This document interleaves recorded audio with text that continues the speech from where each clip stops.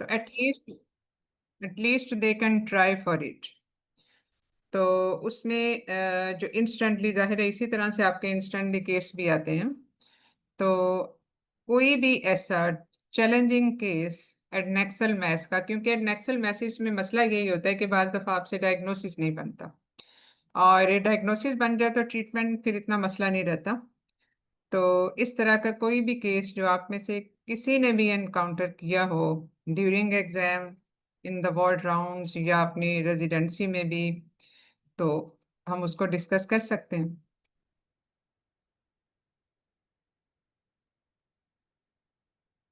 हम्म। जी, कोई कोई volunteer?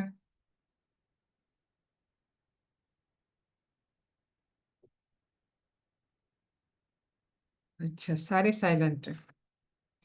Okay, तो फिर इसको मैं एक आपसे केस, लेकिन डिस्कशन के लिए कोई तो बंदा होना चाहिए ना।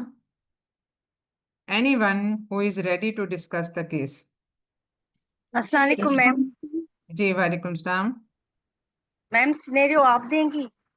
Structure discussion. लो, सिनेरियो मैं दे देती हूँ, कोई ना कोई सिनेरियो बन ही जाएगा। तो आप नाइला? जी जी मैम। जी, तो आप इसको डिस्कस करेंगी, ठीक है? चलें, ठीक है। यस।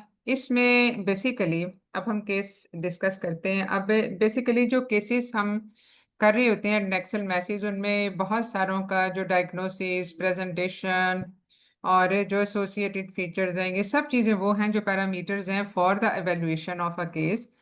तो इसमें हम डिफरेंट उस तरीके से शॉर्ट केसेस कर लेते हैं।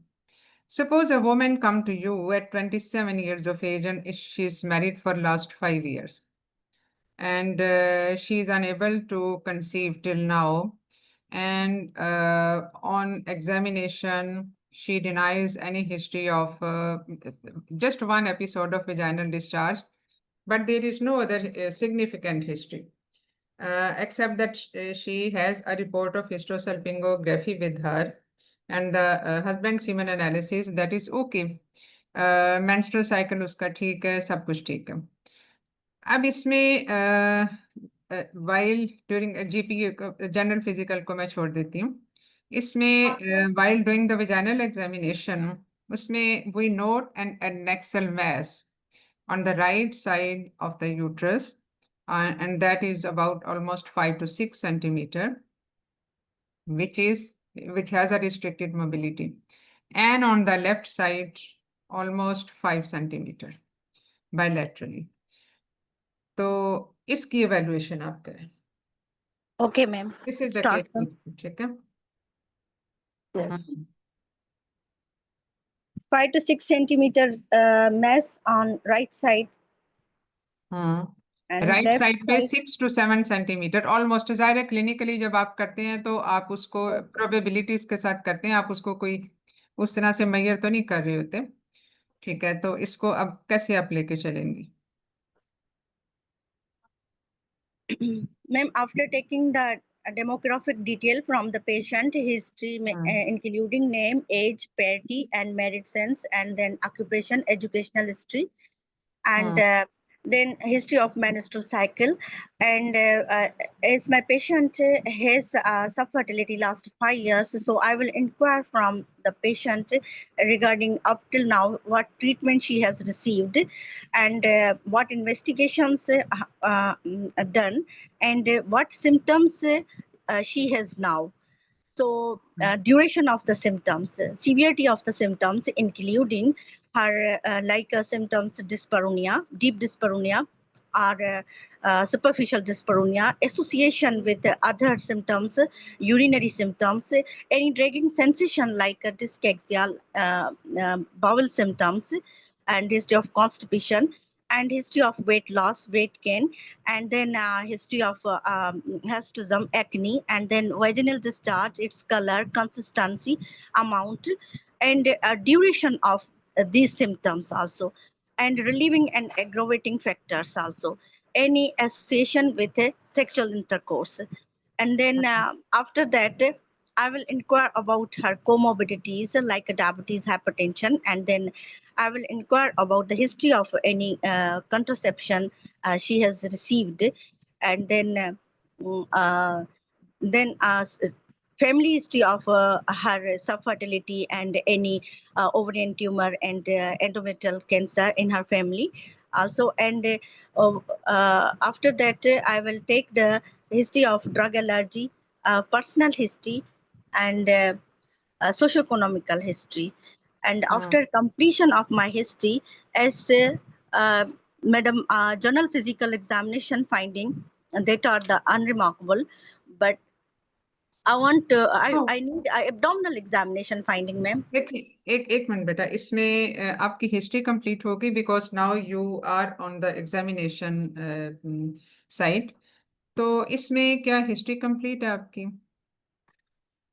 मैम एनी सॉरी, हाँ, हिस्ट्री में मैं ना ब्लॉटनिंग के लिए नहीं पूछा। Bloating, any feeling of mass in the lower abdomen and duration of mass, and any nausea and vomiting association, and any medication she has received or not for the symptoms up till now. And ma'am most probably जो है endometriosis with infertility है, तो इसमें जो है ना symptoms तो यही आते हैं।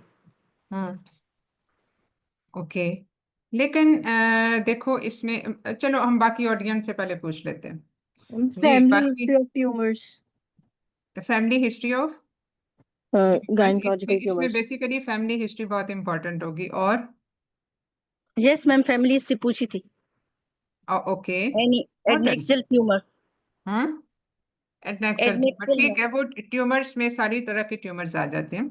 और madam any history of instrumentation और any history of tuberculosis to rule out tubo ovarian mass, और why any you instrument. want to ask the history of tuberculosis? Do you think tuberculosis, it sorry is sorry, हाँ। it is valid in this case? जो मैंने आपको scenario दिया, जरा scenario में पूरी तफसील तो नहीं होती, इसमें सिर्फ सेलियंट फीचर्स होती हैं। और एनी हिस्ट्री ऑफ इंस्ट्रूमेंटेशन, ठीक है, और जहाँ पे आपने ट्रीटमेंट पूछी वहीं पे डिटेल आपने इंस्ट्रूमेंटेशन भी पूछ ली, आई एग्री विद। और detail menstrual history means dysmenorrhoea और डिस्पेरोनिया वो इन्होंने और वैसे पेन। पूछा भी था, कुछ चीजें इसकी पूछी भी थी, लेकिन anyway detail of the menstrual cycle वो पूछनी चाहिए। और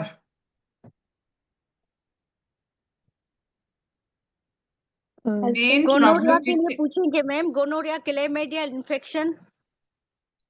बेसिकली उसका मेन कंसर्न ही इनफर्टिलिटी है, जिसके लिए वो आपके पास आई। उसने 100 जी उससे पहले कोई हिस्टेरोसल्फिंगोग्राफ लेके आई। यस महीना सर। पहले वो किसी डॉक्टर के पास गई जिसने उसकी हिस्टोसल्फिंगोग्राफी करवाई। वो रिपोर्ट अभी हमने नहीं देखी, वो हम देखेंगे और उसकी रिपोर्ट डिस्कस करेंगे। और इसके अलावा उसका अल्ट्रासाउंड भी हुआ, उसकी रिपोर्ट हम बाद में डिस्कस करेंगे। अभी फिलहाल हम हैं सिर्फ हिस्ट्री के ऊपर। एम थायराइड की history means feeling of cold, excessive feeling of cold and heat okay, intolerance, ठीक है। एनी थायराइड और mass. Madam is she living with her husband और not, vital frequency per week. ठीक है, मतलब इनफर्टिलिटी के बाकी भी इश्यूज आपने उससे पूछने होते हैं, the other causes of the infertility, living with husband या नहीं, ये सारी चीजें हैं। कोई कॉर्टल डिफिकल्टी, कॉर्टल हिस्ट्री डिटेल में इसमें बहुत इंपॉर्टेंट होती है। और एक जो चीज जो मैंने सवाल पहले भी पूछा था और मुझे आपने जवाब नहीं दिया, वो ये कि आपने कहा था कि history of tuberculosis it is valid in this case. Ma'am bilateral ट्यूबो Yes, ovarian ma'am, mass. because he has on and off vaginal discharge, and history of chronic illness is very important. Just one episode of vaginal discharge, मैंने साथ ये भी बताया था कि एक दफा वो कहती है कि मुझे बहुत perfuse foul smelling vaginal discharge हुआ था। उसके बाद उसने ट्रीटमेंट नहीं, वो खत्म हो गया, यानी रूटीन की जो एक ब्रॉड स्पेक्ट्रम एंटीबायोटिक्स होती हैं वो। तो इसमें वैलिड होगी क्या वो history?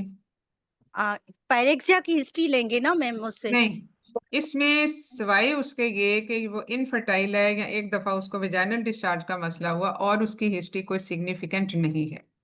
She apparently is asymptomatic at this time. वो मेंस्ट्रुअल साइकिल से रिलेटेड भी कोई प्रॉब्लम की हिस्ट्री नहीं देती। मैम और any history of ovulation induction treatment taken. हाँ, never received, और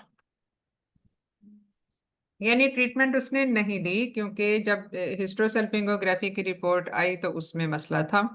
तो ओव्यूलेशन इंडक्शन तो पहली दफा जब वो डॉक्टर के पास गई और उसने हिस्ट्रोसल्पिंग, अगरचे उससे पहले वो उसने अदरवाइज ट्रीटमेंट ली, लेकिन not specific treatment for ovulation induction, just for the vaginal discharge. ठीक है, और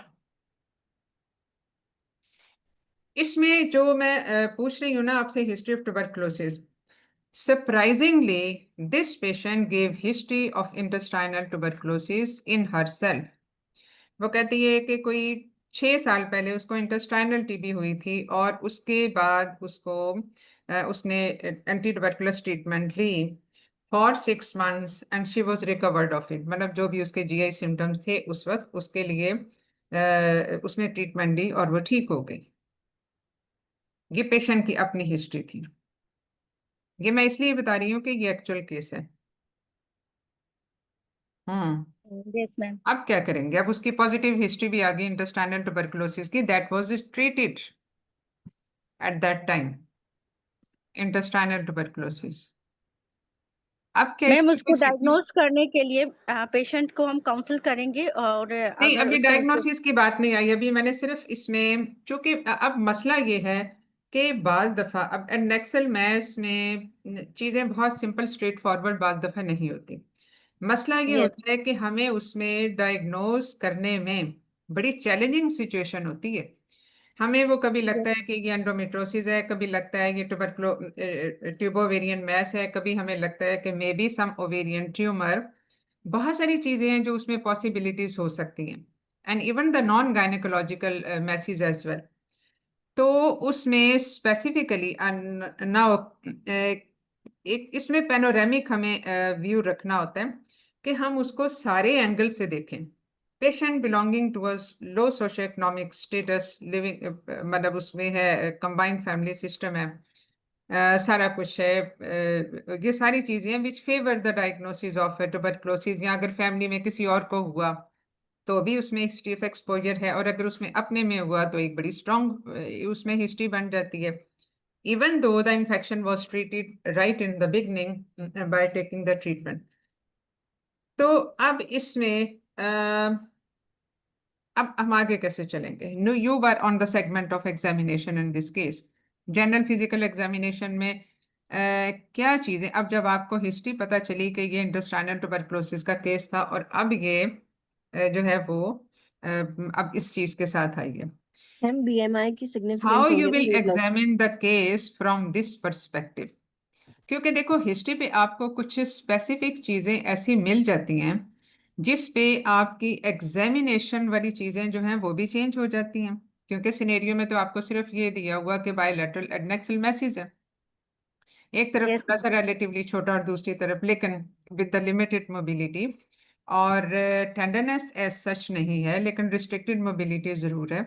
और इसमें कोई विजाइनल डिस्चार्ज आपने नोटिफाई नहीं किया, कोई सर्विक्स में कोई मसला नहीं है, कुछ नहीं है। तो अब आपने इसको what else you will examine in the patient, इस उस पॉइंट के अलावा जो आपको बताया गया। चेस्ट की देख। Ma'am head to toe examination होगी, her BMI, lymph nodes check करेंगे, cervical lymph nodes, and examination of chest, and proper abdominal examination ma'am, inspection, palpation, deep palpation, and then ठीक है, अच्छा, यहीं यहीं पे हम रोक के, जब पेशेंट ने बता दिया कि इसको, मतलब पास हिस्ट्री में जब आप बेसिकली पूछते पूछते जब आपने पूछा कि कभी कोई ऐसा मसला तो नहीं हुआ, कोई बीमारी तो नहीं हुई, ये आप हमेशा हर मरीज से पूछते हैं क्योंकि अपेरेंटली आपको जो है वो कुछ लगता नहीं है, लेकिन फिर भी आप पेशेंट से पूछते हो कि कोई ऐसी बात बताने वाली जो जरूरी हो और आपने ना बताई हो, या कोई ऐसी पहले कोई ऐसी बीमारी रही हो, या कोई ऑपरेशन किसी भी किस्म का हुआ हो, तो ये सब चीजें आप पूछते हैं। तो past पेशेंट ने surgical. बताया कि इंटेस्टाइनल ट्यूबरकुलोसिस है था और वो ट्रीट हो गया। तो वहीं पे आप उसके रेस्पिरेटरी सिम्टम पूछ लें और वहीं पे आप उसके genital symptoms at that time जब उसको ट्यूबरकुलोसिस हुआ कि उस वक्त ऐसे तो नहीं थे। तो ये आपको थोड़ा सा डिग आउट करने में जो है वो थोड़ा सा हेल्प आउट करेगा। कि ये प्राइमरी इंटेस्टाइनल था या सेकेंडरी इंटेस्टाइनल था, क्योंकि हेमाटोजेनस स्प्रेड तो हो सकता है if the patient was having pulmonary tuberculosis, और similarly the genital organs can also be affected. तो इसमें हिस्ट्री में फिर आपकी थोड़ी सी मजीद प्रोबिंग उस एक पॉइंट पे आके हो जाएगी जब पेशेंट ने ये कहा कि मुझे इंटेस्टाइनल ट्यूबरकुलोसिस था। तो अब इसमें एग्जामिनेशन में हमने ये लिम्फ नोड्स वगैरह ये सारा कुछ देख लिया, but what other systems you will examine in detail? हमने तो सिर्फ एब्डोमिनल और पेल्विक किया था। चेस्ट एग्जामिनेशन करेंगे। ठीक है। और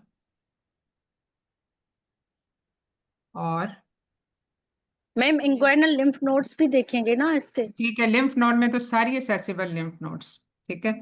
और अगर कोई सिम्टम्स नहीं हैं, पेशेंट पल्मरी सिम्टम्स नहीं हैं, तो ओल्ड स्कारिंग भी हो सकती है अगर उसको पहले कभी पल्मरी ट्यूबरकुलोसिस रहा हो, but pulmonary tuberculosis is always symptomatic. Intestinal genital can be asymptomatic in many cases, लेकिन उसमें इनफर्टिलिटी, डिसफंक्शनल यूट्राइन ब्लीडिंग, ये या abdominal message, chronic abdominal pain, ये सब चीज़ें हैं जो हो सकती हैं जिसमें उसमें एक सिम्टम है इनफर्टिलिटी का। तो इसमें अगर वो एसिम्टोमेटिक थी भी और पल्मरी के भी कोई सिम्टम्स नहीं मिलते हैं, still you have to examine the chest examination आप उसमें करोगे। अच्छा, अब हम आते हैं इसके एब्डोमिनल और पेल्विक एग्जामिनेशन पे कि आपने इसमें बायलैटरली वो आइडेंटिफाई कर लिया, how you will proceed on. अब आपका डिफरेंशियल डायग्नोसिस इस बेस पे क्या बना, हिस्ट्री लेने के बाद और एग्जामिनेशन के बाद? जी नाइला, इनके साथ कोई भी और शेयर कर सकते हैं, बिकॉज देखो व्हाट वी एक्सपेक्ट कि आपको टॉपिक पहले से पता होता है। सो अब हमारा वॉलंटियर कोई एक आध होता है, लेकिन बाकी भी सब ऑन बोर्ड तो होते हैं, बाकी भी सब वी एक्सपेक्ट कि वो प्रिपेयर्ड होंगे, एटलीस्ट उनको अपने टॉपिक का। मैम इसको हम डिवाइड करेंगे benign and malignant. So benign including first आता है फंक्शनल ओवेरियन सिस्ट और and a corpus luteal cyst and then adnexal cyst, adnexal bilateral cyst। एक मिनट इसमें बेटा, एक मिनट जरा हम यहीं पे रुक के, जब डिफरेंशियल डायग्नोसिस आपसे पूछा जाता है, और डिफरेंशियल डायग्नोसिस जरूर पूछा जाता है स्ट्रक्चर डिस्कशन में, या आपको के केस सिनेरियो दिया हो जिसमें प्रोबेबिलिटीज हैं मोर देन वन, तो इसमें जो है वो फिर आपने किताब की डिफरेंशियल डायग्नोसिस नहीं बतानी, आप सिर्फ वो डिफरेंशियल डायग्नोसिस बताओगे जो आपको हिस्ट्री और एग्जामिनेशन पे लगता है। ठीक है, तो जो हिस्ट्री और एग्जामिनेशन पे आपको ज्यादा प्रोबेबल डायग्नोसिस लगता है, फिर आपके डिफरेंशियल डायग्नोसिस में सिर्फ वही आएगा out of a long list of differential diagnosis जो यूजुअली एडनेक्सल मैथ्स के साथ हम डिस्कस कर रहे होते हैं। ठीक है मैम। तो most likely my diagnosis in this case is the ट्यूबो-ओवेरियन mass। ट्यूबो-ओवेरियन mass of what nature? अब ट्यूबो-ओवेरियन मैस तो आपने बता दिया, लेकिन इनका आगे से आप कैसे उसको मजीद सब डिवाइड इसको कैसे करोगे? What is the reason for this tubo ovarian mess?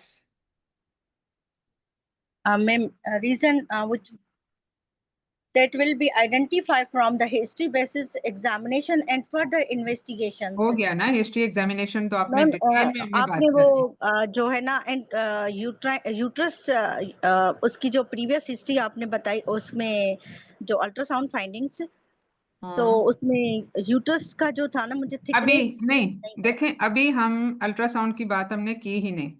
अभी मैंने आपको सीमन एनालिसिस की रिपोर्ट नहीं बताई, अभी मैंने आपको हिस्टोसल्पिंगोग्राफी की रिपोर्ट नहीं बताई। अभी तो हम सिर्फ ये डिफरेंशियल डायग्नोसिस देखो, डिफरेंशियल डायग्नोसिस एक होता है हिस्ट्री के बाद, एक होता है हिस्ट्री एग्जामिनेशन के बाद, और एक फाइनल डायग्नोसिस होता है इन्वेस्टिगेशंस के बाद।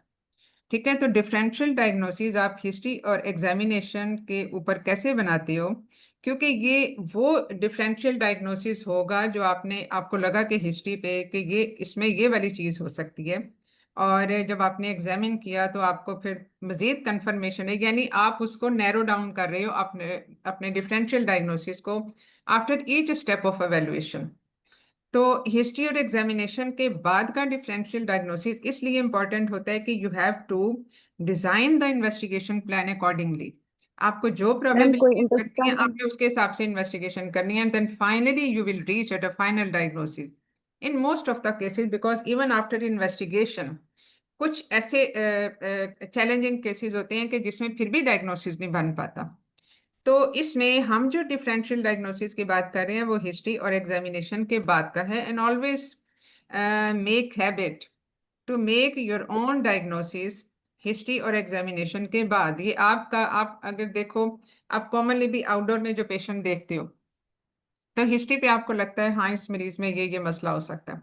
आपने एग्जामिनेशन पे देखा कुछ चीजें आउट हो गई, कुछ चीजें आपको अभी भी डायग्नोसिस में शामिल है। फिर आपको लगा कि नहीं ये हो सकता है, तो इसको मैं अब ये टेस्ट कराऊंगी ताकि इसको कंफर्म हो कि ये वाकई है या नहीं है। तो वो फिर एक फाइनल कंफर्मेशन होती है। सो अब इस वक्त हम बात कर रहे हैं हिस्ट्री और एग्जामिनेशन के बाद की। इस वक्त no semen analysis, no hysterosalpingography, no ultrasound till now इस डिफरेंशियल मैम इसमें डायग्नोसिस तक। एंडोमेट्रायोमा भी तो हो सकता है ओवरी का। बिल्कुल हो सकता है, उसमें प्रोबेबिलिटीज तो बहुत हैं। ट्यूबोमेरियन मैस है, उसके बाद endometrioma, yes I agree with, ठीक है। और हाँ मैम कोई इंटेस्टाइनल मास भी हो सकता है प्रीवियस हाँ हिस्ट्री के बाद। हाँ इंटेस्टिनल में। ओके। और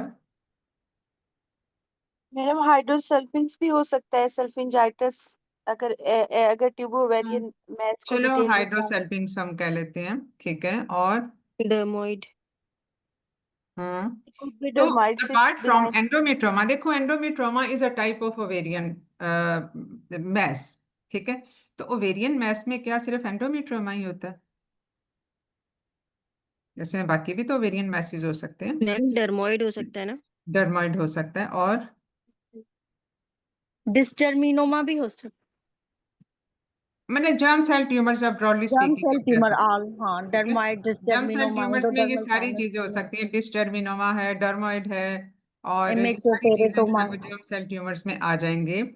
एंड मतलब सिंपली इसको सिस्ट एडिनोमा भी कह सकते हो, मिशनस सिस्ट एडिनोमा भी कह सकते हो, फंक्शनल हाँ ओवेरियन म्यूसिनस सिस्ट भी कह सकते हो। Functional these are the broadly speaking. वो इसलिए कि पेशेंट नॉन टेंडर है, रिस्ट्रिक्टेड मोबिलिटी है, तो इसमें कुछ लेस लाइकली डायग्नोसिस हैं जो बिल्कुल डाउन इन द लिस्ट आएंगे, और कुछ मोर लाइकली डायग्नोसिस हैं जिसमें ट्यूबोवेरियन मैस पहले नंबर पे, दूसरे नंबर पे एंडोमेट्रोमा, और एंडोमेट्रोमा जो है, और साथ हाइड्रोसेल्पिंग्स और इंटेस्टाइनल बी जरा नीचे, क्योंकि उसको कोई जीआई अपसेट्स नहीं है, तो इंटेस्टाइनल बी सबसे नीचे आएंगे। Now coming to the final diagnosis, यानी फाइनल डायग्नोसिस हमारा किसके बाद होगा? Investigation. So how you will proceed for the investigation in this case? Ma'am, along with the baseline investigation, including complete blood picture, CBC, I would like to see the hemoglobin percentage, TLC count, platelets, blood group of my patient with Rh factor and random blood sugar, and mid-stream urine for pus cells, protein and sugar, and then viral markers, and specific investigation including her serum. I would like to perform her ultrasound for abdominopelvic ultrasound for any pathologist. अभी हम investigation पे हैं, ultrasound को बाद में करेंगे। Okay, ma'am. Then investigation में और हम क्या कराएंगे? मैम इसकी सीरम बीटा ईसीजी करवा सकते हैं और ट्यूमर मार्कर्स। चलो ठीक है, ट्यूमर मार्कर कौन से कराओगे इसमें? मैम ट्यूमर मार्कर्स जो है नॉन मतलब के वो जैसे लैक्टिक डिहाइड्रोजनेस है, और endodermal sinus tumour, she is young under 30 years, and then beta ECG and okay. और अल्फा फीटोप्रोटीन, और जो है मैम वो ये सारे ट्यूमर मार्कर्स आप किस मकसद के लिए करा रही हैं? Ma'am, because she has a chronic illness and there may be the risk of the inside pathology or in any tumor to rule out. Of what type of tumor? like a non-epithelial germ cell tumor. Germ cell tumours, okay, ये germ cell tumours के markers हैं। तो Yes, ये ma'am. जब bilateral ovarian हो तो फिर हम उसमें जर्म सेल ट्यूमर्स करा सकते हैं। Okay, now what else? ये ट्यूमर मार्कर्स हो गए, आपने सारी बेसलाइन करवा ली, इवन बीटा ईसीजी भी आपने करवा लिया। और मैम बेसिक इसका सीटी स्कैन फर्टिलिटी के साथ करवाएंगे? आई है तो FSH, LH, TSH कराएंगे और प्रोलैक्टिन लेवल्स। क्यों करोगे इनफर्टिलिटी के लिए? जी जी। वो तो जबकि वर्कअप हमें जबकि हमें एक रीजन पता चल गई कि इसका तो मसला है, कुछ ट्यूब्स का मसला है, क्या फिर भी? Husband semen analysis. Husband semen analysis is normal in this case. All the tumor markers are within the normal range. Madam, HSG, hysterosalpingography. Beta ACG is negative. What else?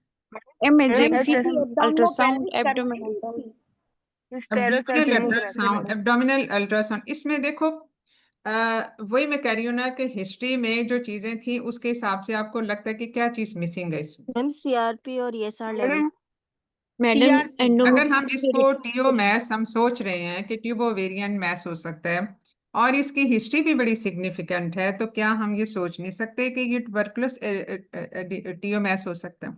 हो सकता है। मैम तो उसके CRP will basically just tell you अगर वैसे ही कोई chronic inflammation भी है तो उसमें, ठीक है। LDH ट्यूमर मार्कर तो है ही है, लेकिन LDH का और भी रोल होता है इन ओवेरियन मैम इसकी एंडोमेट्रियल बायोप्सी करेंगे ना? एंडोमेट्रियल बायोप्सी क्यों करोगे? मैम उसमें पता चलेगा ना साइकिल रेगुलर है, उसमें कोई मसला नहीं है। क्योंकि क्रॉनिक हिस्ट्री है ट्यूबरकुलोसिस की, तो उसको एंडोमेट्रियल सैंपलिंग लेके उसका जो है ना वो Ziehl Neelsen. Okay. Will you not go for some specific test to rule out tuberculosis? gene except expert, bacilli के लिए sputum, मसलन क्या? आइग्रा कराएंगे ma'am, hmm, IGRA test ma'am कराएंगे। ओके, वो क्या होता है? हम्म, हाँ जी बताइए। बेसिकली जो हम एक होता है एक्यूट ट्यूबरकुलोसिस की हिस्ट्री, वो एक्यूट वाली तो सिचुएशन इसकी नहीं लगती, probably it could be some chronic infection.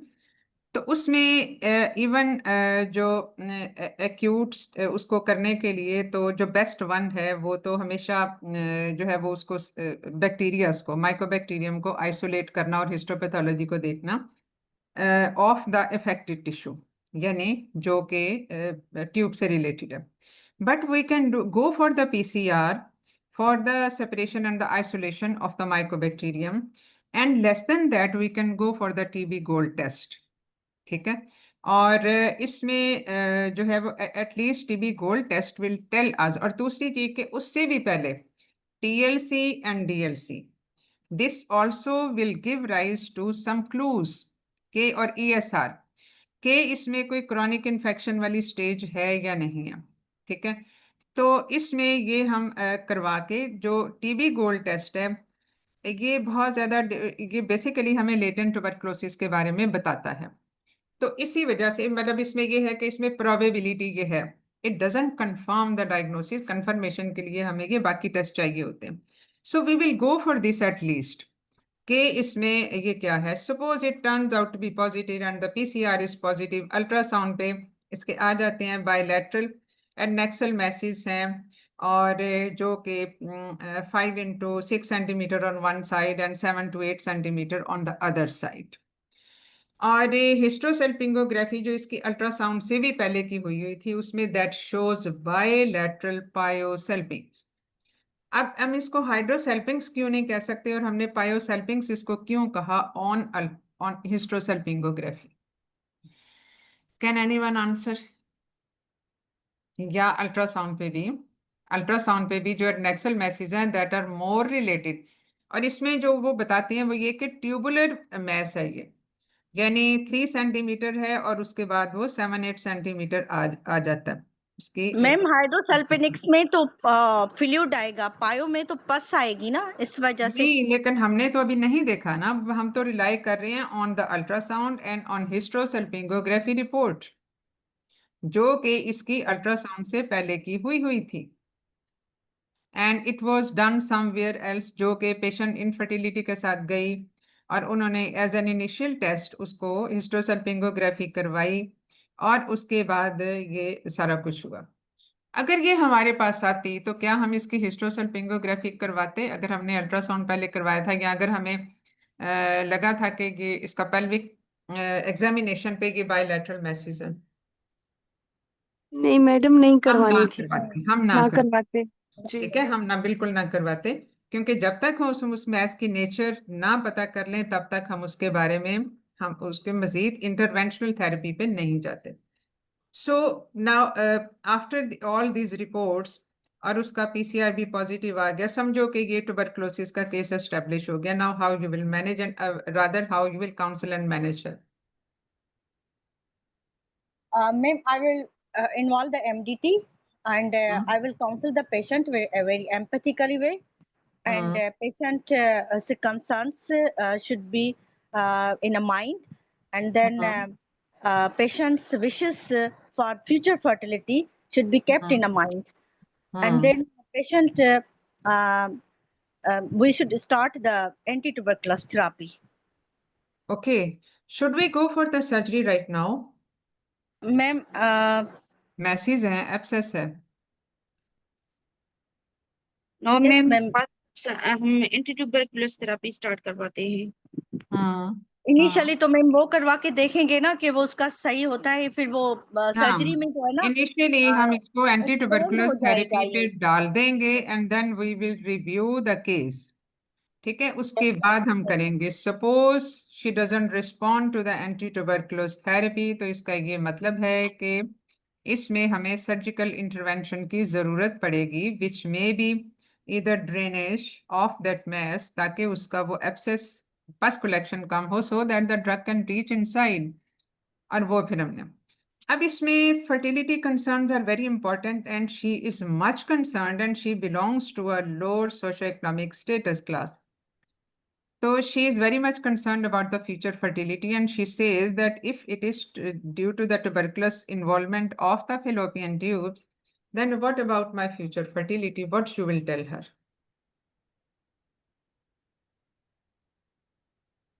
Ma'am उसको बताएंगे कि future fertility will be the compromise and she needs further assisted reproductive techniques also. So And what assisted reproductive techniques? Ma'am उसको IVF के लिए पहले तो IUI करके देखेंगे, बाद में जो है ना IVF के लिए करेंगे। IUI के लिए क्या चीजें चाहिए होती हैं? मैम IUI के लिए जो है पेटेंट ट्यूब्स चाहिए होती हैं। अब जी ये भी जो ट्यूब, जो कि ब्लॉक ट्यूब है, and this is there is pus inside, तो उसमें ट्यूबल जो ट्यूबल बेसिकली उसकी फंक्शनैलिटी है, how much you can be sure about it? IUI failure हो जाएगा इसका। IUI हम करते ही नहीं है, इसलिए कि उसमें तो IUI फेलियर तो होगा ही होगा, इसलिए कि उसमें if the tube is more dilated more than 3 centimetre, तो उसके सिलरी फंक्शन खत्म हो जाते हैं, and specially if it is blocked with the pyosalpinx with the pus inside, तो उसमें इवन इससे भी कम डायलिटेशन पे ये सिलिया डैमेज हो जाते हैं because of the chronic inflammation, ग्रेनुलोमास बन जाते हैं, उसका सिलियरी फंक्शन बिल्कुल खत्म हो जाता है। So that is basically a disease tube where IUI can not be tried. तो फिर हम इस पेशेंट को सपोज हमने इसको 3 से 6 महीने हमने एंटी ट्यूबरकुलोस ट्रीटमेंट दे दी और उसमें सिर्फ 2 सेंटीमीटर का फर्क पड़ा उसमें, बाकी वो वही है, तो what will be the next management in this case?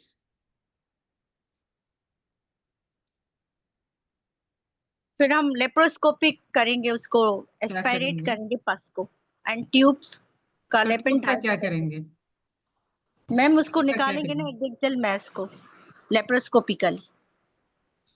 Tube का क्या करेंगे, जो डिजीज ट्यूब है? मैडम सल्फिंजेक्टमी कर देंगे उसकी कैनालाइजेशन भी कर सकते हैं मैम उसमें। बल्कि कर सकते हैं, नहीं करेंगे। देखो, करेंगे हाँ। अब इसमें थैंक अगर यू हमने मैम। ये सोच हाँ लिया कि कैनालाइजेशन इतनी जो करेंगे। डायलेटेड ट्यूब है जो ट्यूबरकुलोसिस के साथ अफेक्टेड है, वो हमने प्रूव भी कर लिया, कंफर्म हो गया कि ये ट्यूबरकुलस ही है, टीओमैस है, तो उसमें फिर इसमें कोई सवाल नहीं है कि आप एटीटी पहले ट्राई करें, फिर उसके बाद उसकी सर्जिकल मैनेजमेंट करें। ऐसा कम ही होता है कि अगर इतनी डायलेटेड ट्यूब है तो उसमें खुद ब खुद पस जो है वो खत्म हो जाए। लेकिन इसमें जो रेजिडुअल उसका जो बाकी मैस रह जाता है, that has needs to be taken out because this acts as a continuous source of infection there.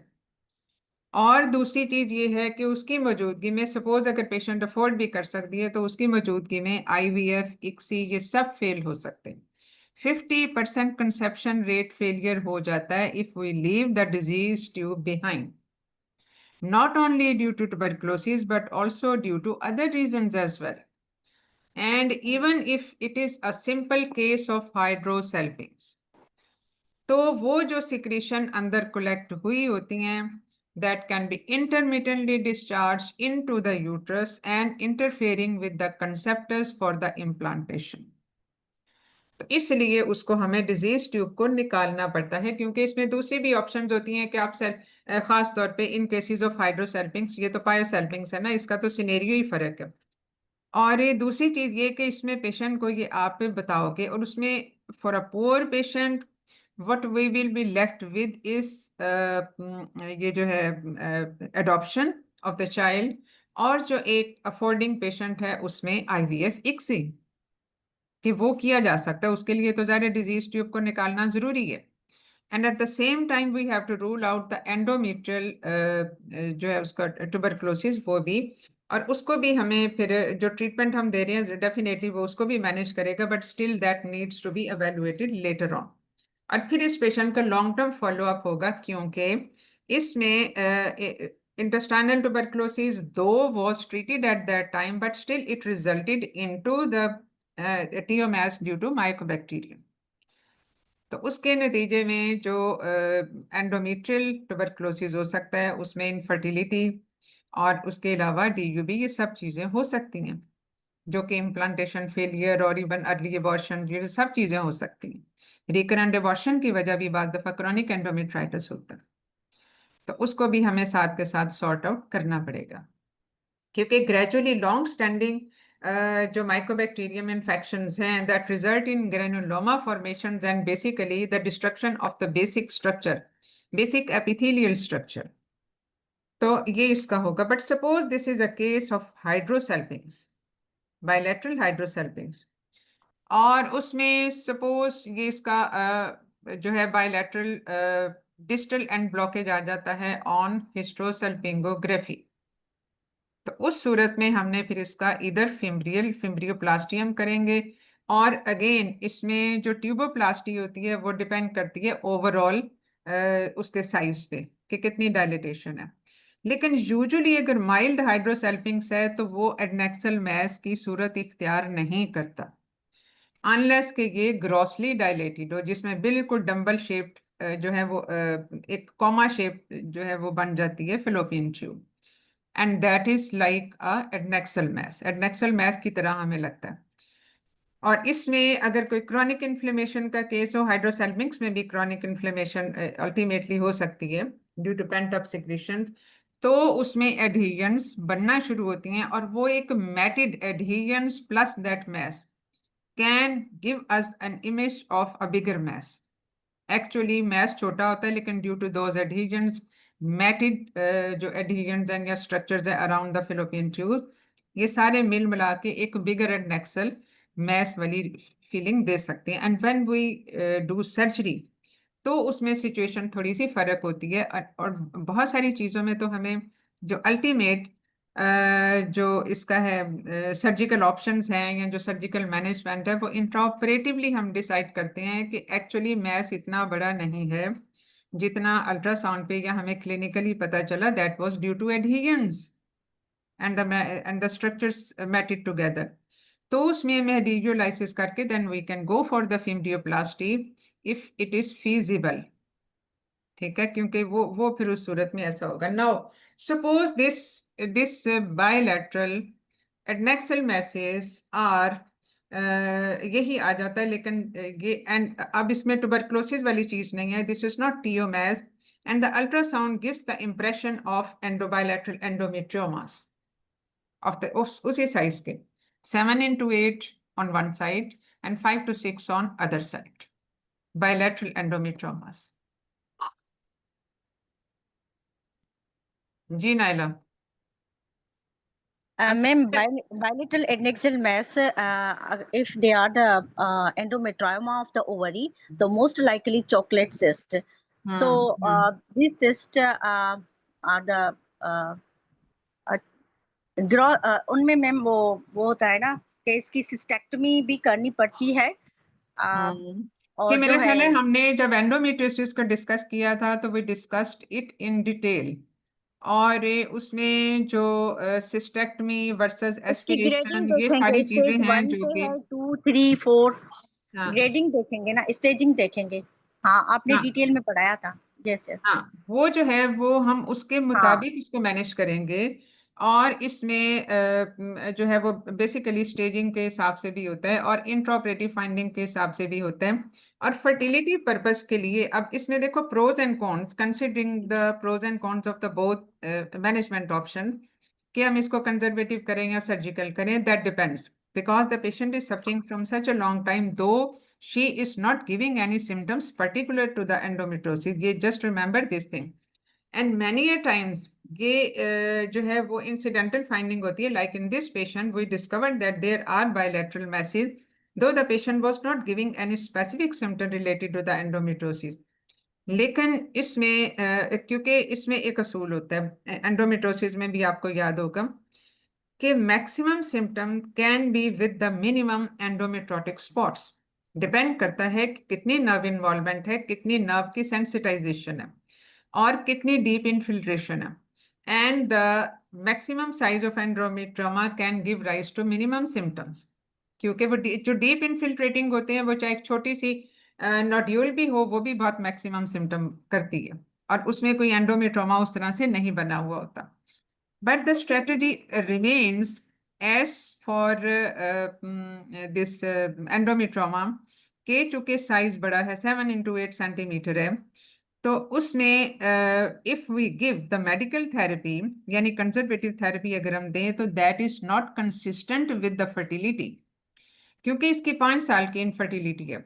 And if we go for the medical management like in the form of hormonal treatment है, progesterone हम देते हैं या OCPs देते हैं, menstrual irregularities हों तो उसमें ओसीपीज देना जरूरी है. तो लेकिन ये कि स्पेसिफिक वुड बी GnRH हम दे सकते हैं या हम दूसरी कॉम्बिनेशन थेरेपी दे सकते हैं, but with that the patient can not conceive.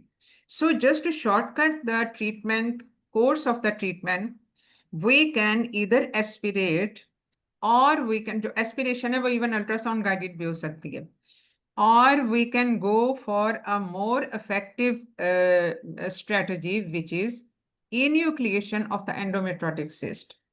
But what इसका जो effect होता है वो ये कि जब हम एंडोमेट्रोटिक सिस्ट निकालते हैं तो उस एंडोमेट्रोटिक सिस्ट की वॉल में भी there are so many follicles. तो इस तरह से ओवेरियन रिजर्व कम होता है. And at times sometimes we have to cauterise the tissue, जो ब्लीडिंग टिश्यू होता है, while separating the cyst wall. तो ये जो ओवेरियन रिजर्व को कम करने वाली चीज है, ये उसका एक सबसे बड़ा ड्रॉबैक होता है. लेकिन इसमें हमें अब वे वो सारा वे एंड बैलेंस करना होता है और पेशेंट को बताना होता है कि ये 2 ट्रीटमेंट्स हैं, more effective one is this one but at the cost of this. तो उसमें क्योंकि अब 5 साल हो गया, और कितना साल हम ट्रीटमेंट देंगे भी तो कम से कम इसमें 6 महीने, साल, 1.5 साल इतना तो हमें ट्रीटमेंट देना पड़ेगा, so that the size of the endometrioma is regressed. क्योंकि अगर वो कंसीव भी कर जाती है इसके साथ, एंडोमेट्रोसिस के साथ, तो still there are problems in the pregnancy even, क्योंकि क्रोनिक इन्फ्लेमेशन वाली इसमें स्टेज होती है और इसमें हर लेवल पे जो है वो उसका जो है वो इसका इफेक्ट होता है in each trimester. if the patient conceived with endometriosis. तो एंडोमेट्रोमा को पेन मैनेजमेंट के लिए स्ट्रेट फॉरवर्ड पेन मैनेजमेंट के लिए medical management, and for the fertility management preferably जो है वो surgical management. It may be just aspiration, उसमें रिकरेंस के चांसेस डेफिनेटली हैं क्योंकि वो एंडोमेट्रोटिक सिस्ट वॉल तो वहीं की वहीं है जो मजीद उसमें वो करेगी. तो उसमें एस्पिरेशन वर्सेस इन्यूक्लिएशन. तो इन्यूक्लिएशन को हम ज्यादा bigger size this cyst can be जो है वो उसमें हम वो कर सकते हैं. लेकिन इसमें जो एक बेसिक जो चीज होती है कि अगर ज्यादा बड़ी सिस्ट हो तो आप उसको पहले एस्पिरेट कर दें, उसको GnRH चैनल रोक दें for some time and then you do cystectomy, क्योंकि उसमें फिर आपकी जो एक्सटेंट ऑफ सर्जरी है वो कम हो जाएगी. तो उसमें less tissue is damaged in जो ओवेरियन टिश्यू है वो कम डैमेज होगा और उसमें ओवेरियन रिजर्व पे जो एक ग्रेव इफेक्ट होता है वो कम होगा. तो यूजुअली जो है वो इसका जो वही होगा. अब सपोज इसमें अगर बायलैटरल डर्माट सिस्ट हो तो उसमें क्या करें? सिंगल के साथ हमारा इतना मसला नहीं होता क्योंकि सिंगल को तो आप मैनेज कर ही लेते हो, क्योंकि दूसरी साइड की ओवरी अगर ट्यूब ठीक है तो फिर कोई मसला नहीं है. But if it is a case of bilateral dermoid cyst तो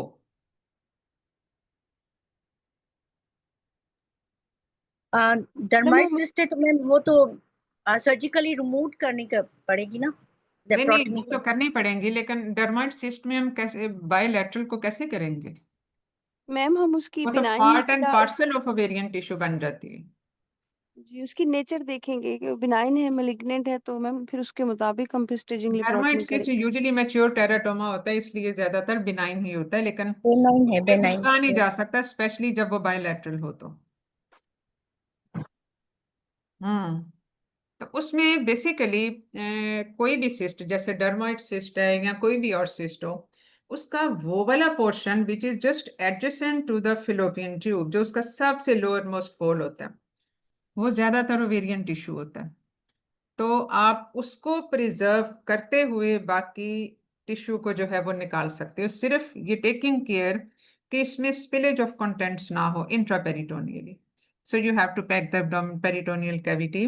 और इसमें आपने बस इस चीज का ध्यान रखना है क्योंकि that can cause the chemical peritonitis. तो इसमें बायलैटरल अगर हो और इसमें ये सारे वो, क्योंकि देखो जो ये जो डर्माइड सिस्ट है इसमें सबसे ज्यादा टॉर्शन के चांसेस होते हैं because this is like heavier cyst. और इसमें जो है वो फिर हम इसमें द बेस्ट पॉसिबल ट्राई करते हुए कि उसका जो बेस पे जो ओवेरियन टिश्यू है उसको प्रिजर्व करते हुए वो remove the rest of the tissue.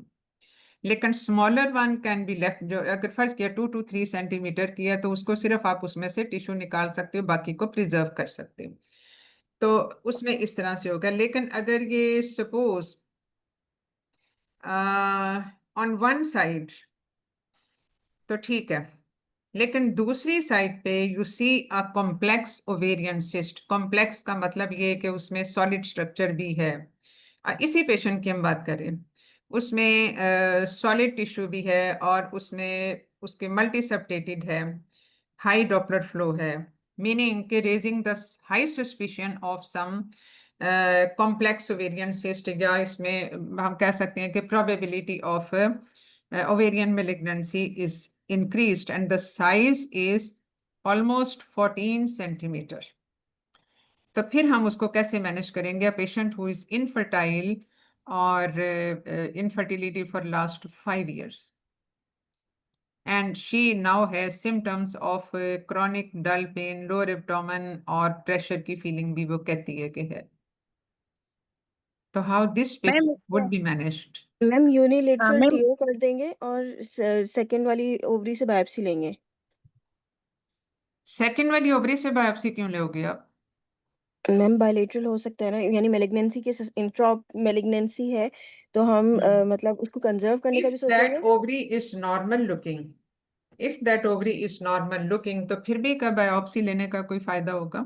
नहीं नहीं मैम, उसका अगर नुकसान नॉर्मल. क्या होगा? एक ओवरी आपने निकाल दी और दूसरी ओवरी में से भी टिश्यू ले लिया जिससे उसका ओवेरियन रिजर्व और भी कम हो गया. और तीसरी चीज याद रखें कि एंडोमेट्रियम में भी और ओवरी में भी ये मल्टीफोकल लीजन होती है। Maybe the part from where you have took the biopsy is free of malignancy, so you will be having the false sense of security. और उसके अलावा जाहिर है बायोप्सी लेंगे, वहाँ पे कॉटरी भी करेंगे, ओवेरियन रिजर्व जो एक बची खुची ओवरी है उसका भी कम हो जाएगा। सो इसलिए ये रिकमेंडेड नहीं है कि आप उस जो अदर साइड की ओवरी है जिसको आप बचा रहे हो वो उसको कर लो। लेकिन अगर ये फर्ज किया हमें मेलिग्नेंट लग रही है और उसमें सॉलिड और सिस्टिक स्ट्रक्चर दोनों ही हैं, और सपोज के उसके ट्यूमर मार्कर्स जो हैं वो बॉर्डर लाइन है, CA 1 to 5 इज 180, और इसके जो बाकी जो इसके आप कह सकते हैं LDH is just border line, मतलब नॉट मार्केटली इंक्रीज्ड। तो क्या उसमें खाली एक तरफ की ओवरी ट्यूब या मैस और नेक्सल मैस निकालने से मसला हल हो सकता है? मैम इसमें हम फिर यही करेंगे ना, हम इसकी यूनिलेटरल ओफरेक्टमी करके साथ में हम उसकी स्टेजिंग भी कर देंगे और जो कॉन्ट्रालेटरल ओवरी है उसको प्रिजर्व रखेंगे। हम्म। तो स्टेजिंग की प्लॉटमी तो मैम इसमें होगी फिर। नहीं, स्टेजिंग तो क्योंकि पेरेंट नहीं हमें वो लग रही है, तो इसमें फ्रोजन सेक्शन का कितना रोल हो जाए? फ्रोजन सेक्शन, फ्रोजन सेक्शन का गाइडलाइन ने तो इसको इतना ज्यादा सपोर्ट नहीं किया हुआ फ्रोजन हम्म। सेक्शन। उसमें फ्रोजन सेक्शन की जो नुकसानात या मतलब प्रोज एंड कॉन्स क्या हैं?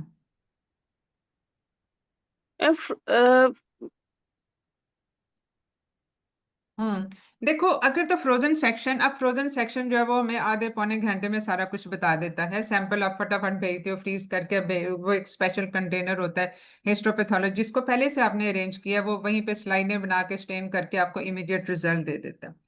अगर तो उस पर रिजल्ट है क्लियर मेलिग्नेंट का, तो भी उसकी सेंसिटिविटी स्पेसिफिसिटी ज्यादा है। और अगर वो क्लियर बिनाइन है, कोई और उसमें सस्पिशियस सेल नहीं है, तो भी उसकी जो प्रोबेबिलिटी या सेंसिटिविटी स्पेसिफिसिटी है दो less as for the malignant, लेकिन वो भी बेहतर है। लेकिन अगर वो कुछ बॉर्डर लाइन वाली चीज देता है तो फिर उसकी सेंसिटिविटी स्पेसिफिसिटी पुअर है। ठीक है, लेकिन ऐसे केस में भी जिसमें आपको जो है वो समझ नहीं आ रही कि आप इसको पूरा निकालें या सारे को निकाल दें ये सारा कुछ, तो ऐसे में आपने करनी हमेशा कंजर्वेटिव सर्जरी ही होती है। कंजर्वेटिव तो सर्जरी का नहीं मतलब है करेंगे कि मैम। एटलीस्ट जो अपेरेंटली, क्योंकि देखो जो अपेरेंस है ना वो बाज दफा मेलिग्नेंट हमें लगती है लेकिन एक्चुअली वो बॉर्डर लाइन मेलिग्नेंसी वाली होती है। ये हमेशा रूल नहीं होता कि जो हमें एग्रेसिव या बहुत वेस्कुलर जो वो लग रहा है वो जरूर मेलिग्नेंट ही हो। That can be otherwise as well due to the type of the tumour.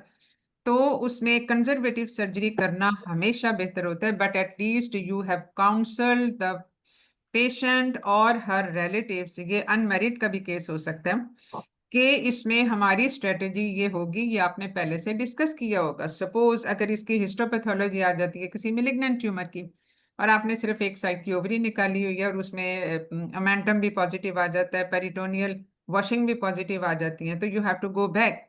मरीज तो आपकी गर्दन पे सवार हो जाएगा कि आपने पहले क्यों नहीं ये सारा कुछ कर लिया। तो आप पहले से काउंसलिंग में ये सारे स्टेप्स कवर कर लें, यानी जो भी पॉसिबल चीजें हो सकती हैं, जो मैक्सिमम चीजें हो सकती हैं, कि आप बताएंगे कि हमें बज़ाहिर अल्ट्रासाउंड पे टेस्टों के मुताबिक हमें ये लग रहा है कि ये जड़ों वाली रसोली है, लेकिन हम ऑपरेशन के टाइम पे ये फैसला करेंगे उसको देख के कि क्या हमने इसका सिर्फ एक साइड निकालनी है।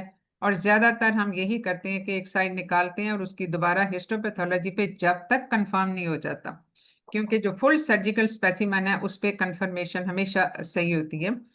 तो उसके बाद maybe we have to go back for the second time for the surgery, because the second surgery में बी क्वाइट एक पेशेंट ऑफेंड हो सकता है उस चीज से। तो ये चीज आपने पहले से पेशेंट को बताई होगी और ये आप उसकी काउंसलिंग में कवर करेंगे। ठीक है, but in a young patient, in a non married patient, in a nullipara patient, do conservative surgery to the best possible. ठीक है, उसमें सेकंड सर्जरी कर लेना इतना बड़ा नहीं होता जितना कि आप सारा कुछ निकाल दें और बाद में पता चले ये तो बॉर्डर लाइन था या बिनाइन था। ठीक है, हम दोबारा से जाके निकाल सकते हैं लेकिन हम निकली हुई चीज को दोबारा तो नहीं लगा सकते। तो ये है। और इसमें अगर फर्ज किया अगर नॉन गायनेकोलॉजिकल है तो डेफिनेटली उसका भी हमें उसके सिम्टम्स से पता चल जाएगा, और उसमें हम हमेशा MDT is always there in all cases. Yes, ma'am. MDT tumor board is MDT is normal. Always there, मतलब उसमें ऑन्कोलॉजी ट्यूमर बोर्ड के साथ आप डिस्कस करते हैं, सारा कुछ करते हैं। तो Yes. उसमें जो है वो मतलब इस तरह से इसको करके प्लान करेंगे। But for the non gynaecological definitely आप कंसर्न्ड स्पेशलिटी को साथ इन्वॉल्व रखेंगे। ठीक है, तो अब मेरा ख्याल है इसमें हमने सारा कुछ तो कवर कर लिया। कोई और इसमें पॉइंट मैम रह गया हो तो हम। मैम आपने वो डिफरेंस नहीं बताया हाइड्रोसल्फिनिक्स और पायोसल्फिनिक्स में, वो हाँ, बता उसमें दीजिए। बेसिकली अल्ट्रासाउंड पे हमें ज्यादा पता चलता है, क्योंकि अल्ट्रासाउंड पे उसकी थिक वॉल होगी, उसकी एक्वजेनिसिटी फर्क होती है। एक सिंपल नॉन इन्फेक्टिव सिक्रीशंस की या उसकी जो है जैसे हम कहते हैं कि इसमें हेमरेजिक सिस्ट है या एंडोमेट्रोटिक सिस्ट है और सिंपल सिस्ट है, उस पे भी तो हम उसकी एक्वजेनिसिटी के बेस पे ही वो करते हैं। और दूसरी चीज ये है कि symptoms of the patient, but symptoms can mislead like in this case जिसमें पेशेंट को कोई सिम्टम नहीं है। तो अमूमन इन्फेक्शंस में सिम्टम इन्फेक्शन जब भी हम एक्सेप्ट फॉर द जो ट्यूबरकुलोस इन्फेक्शंस होते हैं वो अक्सर एसिम्टोमेटिक होते हैं। तो जो एक्यूट पीआईडी का नतीजा या क्रॉनिक पीआईडी भी अगर हो अदर देन ट्यूबरकुलोसिस या इवन ट्यूबरकुलोसिस भी कुछ सम केसेस में, और मतलब उसमें जो वैसे अदरवाइज जो ऑर्गेनिजम्स हैं उसमें अमूमन सिम्टम्स का मसला होता है। क्रॉनिक डल पे एक है, कभी कभी फीवर के एपिसोड्स हो सकते हैं, पेशेंट को डीयू भी हो सकता है, ऑल्टर्ड साइकिल्स हो सकते हैं, और इसमें इनफर्टिलिटी तो होती ही होती है, end of and on vaginal discharge जो कि टिपिकल ऑफ इन्फेक्शन होगा। तो बेसिकली तो हिस्ट्री पे ही आप ये सारी चीजें आप कंसिडरिंग ऑल दिस पॉसिबिलिटीज कि इसमें ये भी हो सकता है आपने ट्यूबोवेरियन मैस से रिलेटेड भी हिस्ट्री पूछनी है, आपने एंडोमेट्रोमा का रिस्क के साइन सिम्टम्स भी पूछने हैं, और इंटेस्टाइनल और यूरिनरी सिम्टम्स वो भी पूछने हैं, और डर्मोइड अमूमन सिर्फ हैवीनेस की कंप्लेन होती है, और उसमें इसका चूंकि लार्ज पेडिकल होता है इसमें टॉर्शन के चांसेस होते हैं, तो पेशेंट से आप पूछ सकते हो कि ऐसा तो नहीं होता कि कभी कभार एक्यूट पेन होती है, एक्यूट एंड क्रॉनिक टॉर्शन वाली भी एंटिटी एग्जिस्ट करती है, क्योंकि एक्यूट में तो आपको इमीडिएट सर्जरी करनी होती है। तो ये जो है वो इसमें अब एक चीज जो और रह गई इसमें वो ये है कि अगर यही एडनेक्सल मैस आ जाए प्रेगनेंसी में तो again the management will depend upon the gestation. Gestational age. हाँ, जेस्टेशन में, और उसके अलावा ये कि उसका size and nature of the cyst. अब Simple, सिंपल सिस्ट भी हो सकती है, साइज अगर उसका complex. अमूमन जो फंक्शनल सिस्ट है वो 5-6 सेंटीमीटर की होती हैं, उनको तो आप छोड़ दें, वो तो खुद ही सही हो जाएंगी। और अगर जे 6 सेंटीमीटर से ज्यादा बड़ी है तो उसको फिर आप फॉलो अप कर लें, 4-6 हफ्ते के बाद दोबारा रिपीट कर लें, और फिर डिलीवरी के बाद। अमूमन ये एसिम्टोमेटिक होती है। Symptomatic cyst of what ever type, चाहे वो सिंपल है चाहे वो कॉम्प्लेक्स है, उसकी आपने सर्जरी करके निकालना है, क्योंकि उसमें बहुत ज्यादा प्रोबेबिलिटी है कि शायद इसमें टॉर्शन या हेमरेज ना हो गया हो, क्योंकि जैसे जैसे यूट्रस एनलार्ज करती है तो वो उस सिस्ट पे कंप्रेस कर सकती है, और उसमें टॉर्शन मोबिलिटी उसकी बढ़ जाती है, और ये जो टॉर्शन के चांसेस हैं वो प्रेगनेंसी में डबल हो जाते हैं as compared to a non pregnant patient. और खास तौर पे ये हाइपर स्टिमुलेटेड ओवरीज में इसका चांसेस ज्यादा होता है, या अगर डर्माइड हो तो उसमें इसका चांसेस ज्यादा हो जाता है due to the mobility of the uterus. उसके जो सारी एनाटमी है वो चेंज हो जाती है, सारे डायनामिक्स चेंज हो जाते हैं, वस्कुलैरिटी हर चीज की इंक्रीज हो जाती है। तो ये अगर फर्ज किया उसमें मतलब सिस्ट इतनी है तो उस और वो सिम्टम कर रही है, तो in the patient is in first trimester तो at least you can do ultrasound guided aspiration. Aspiration का फायदा ये होगा कि आप सिस्ट को निकाल भी नहीं रहे, you are not compromising the pregnancy in the first trimester, as well as you are preventing the chances of the torsion जो बड़ी सिस्ट के साथ ज्यादा हैं, हैवियर सिस्ट के साथ ज्यादा होते हैं। और जब आप उसमें से फ्लूइड निकाल लेते हैं तो उसमें चांसेस कम हो जाते हैं, लेकिन ज़ाहिर रिकरेंस के चांसेस हैं, रिकरेंस के चांसेस।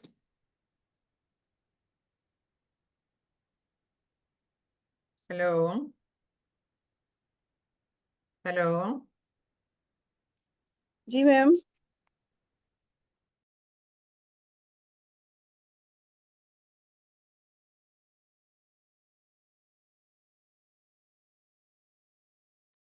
जी, वो फोन आ गया था, मैं उसको सुन रही थी। तो इसलिए जो है वो उसमें हम उसको सिस्ट एस्पिरेशन कर सकते हैं।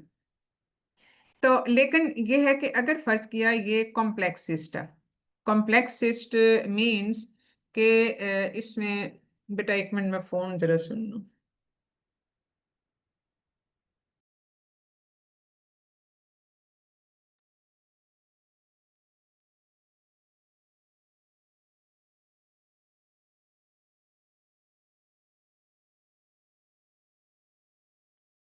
तो अगर ये कॉम्प्लेक्स सिस्ट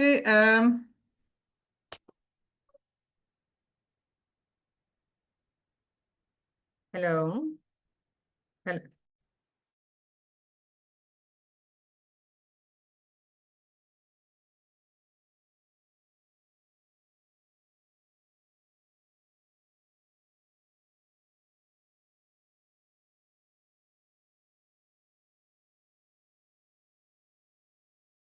तो कॉम्प्लेक्स अगर सिस्ट है in the first trimester, then you have to assess the severity of situation, because if tumor, अब ट्यूमर मार्कर का मसला ये है कि जो एपिथेलियल ओवेरियन ट्यूमर का जो सबसे ट्यूमर मार्कर अच्छा होता है वो कौन सा होता है? CA125। 125। CA125 फर्स्ट ट्राइमेस्टर में मैक्सिमली रेज होता है, क्योंकि ये डिसिडुआ से बन रहा होता है। और इसकी जो अपर लिमिट दी जाती है CA125 की in the first trimester is up to 112। तो उसको हम फॉल्सली इंटरप्रेट कर सकते हैं विद सम बॉर्डर लाइन या मेलिग्नेंट। लेकिन अगर ये इट इज मच रेज्ड यानी अबव 200, तो then it is strongly suggestive of some malignant potential. तो अगर पेशेंट जो है वो उसमें कॉम्प्लेक्स सिस्ट इस तरह की आ जाती है जिसमें अल्ट्रासाउंड फीचर्स भी हैं जो मेलिग्नेंसी वाले होते हैं वो, और उसमें जो CA125 है वो मार्केडली रेज्ड है, so then you have to decide between the termination of pregnancy and to go for the treatment.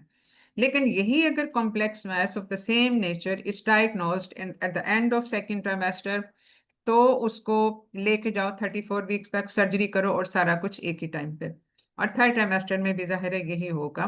तो the problem is for the cyst to be diagnosed in the first trimester, कि आपने ये decide करना होता है कि इसको आप निकालें या ना निकालें, और वो पेशेंट की विशेस पे भी डिपेंड करेगा। अगर फर्ज किया वो एक प्रोलॉन्ग्ड इनफर्टिलिटी के बाद कंसीव की, तो डेफिनेटली उसमें उसका वो एक कंसर्न होगा to carry on with the pregnancy. But you can wait till 14 to 16 weeks in that case where the patient refuse to terminate the pregnancy, और उसके बाद फिर आप इसको प्रोजेस्ट्रोजन पे डाल देते हो, ये सब चीज़ों पे, क्योंकि then the placenta take over the function, और उसमें फिर ओवेरियन सिस्ट को आप उसमें भी कंजर्वेटिव सर्जरी करेंगे, and the finally the treatment will depend upon the ultimate histopathology. क्योंकि कुछ ऐसी कीमोथेरेपीज हैं जो कि आप दे सकते हो in the second and the third trimester, not in the first trimester. तो फर्स्ट ट्राइमेस्टर को बाय जो है गुजारना, बस उसमें फिर एक एम होता है। तो फॉर द बॉर्डर लाइन का मतलब ये है कि CA125 बस दरमियाना दरमियाना है, और उसमें जो अल्ट्रासाउंड फीचर्स हैं वो भी बहुत ज़्यादा सजेस्टिव नहीं है, जस्ट मिक्स्ड पिक्चर है। क्योंकि अगर एक मेलिग्नेंट वाली फीचर आ गई और बाकी जो है बिनाइन वाली फीचर्स आ जाती हैं अल्ट्रासाउंड पे, तो भी आप उसको बिनाइन नेचर में ही लेबल करते हो। तो ऐसे केस में भी अगर उसका साइज ज्यादा हो, यानी अगर 10 सेंटीमीटर से ज्यादा है, तो डेफिनेटली टॉर्शन के चांसेस ये सारा कुछ है। तो ऐसी सूरत में भी आप सिर्फ सिस्टेक्टमी करते हैं, और उसमें और वो भी सेकेंड ट्राइमेस्टर में एट द अर्लीस्ट।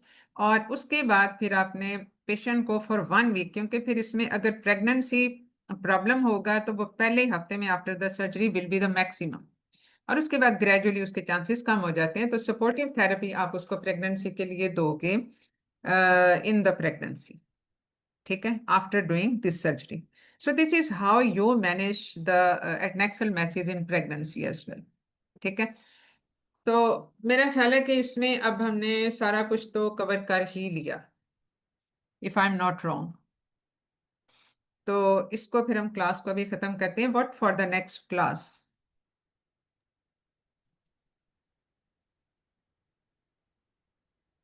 जी अगला, क्योंकि मैं चाह रही हूँ कि इसमें जो आपको एग्जाम पॉइंट ऑफ व्यू से जो आपके कंसर्निंग या जो वीक एरियाज हैं, आप उनको इन क्लासों में ज्यादा कवर कर लें अभी, यस मैम। क्योंकि फिर पेपर के बाद इतना टाइम नहीं होता कि उसमें सारी चीजें जो है वो कवर हो सके।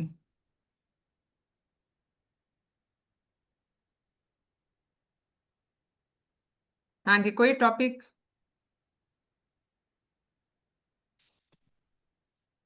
ओके, बाद में फिर सोच के बता देना, ठीक है। ठीक है मैम। ये आपस में डिस्कस कर लिया करो, और फिर ये इमरान साहब को आप बता दीजिएगा, वो मुझे कन्वे कर देंगे, ठीक है। Ma'am ovarian tumour all completed हो गया है, उसमें एपिथेलियल ओवेरियन ट्यूमर ना करें। वैसे ऑलमोस्ट हमने कंप्लीट तो कर लिया है, but you can discuss with your colleagues कि क्या आप इस डिस्कस करना चाह रहे हो, ठीक है। ओके, टॉपिक्स तो तो बहुत सारे। ओके। जी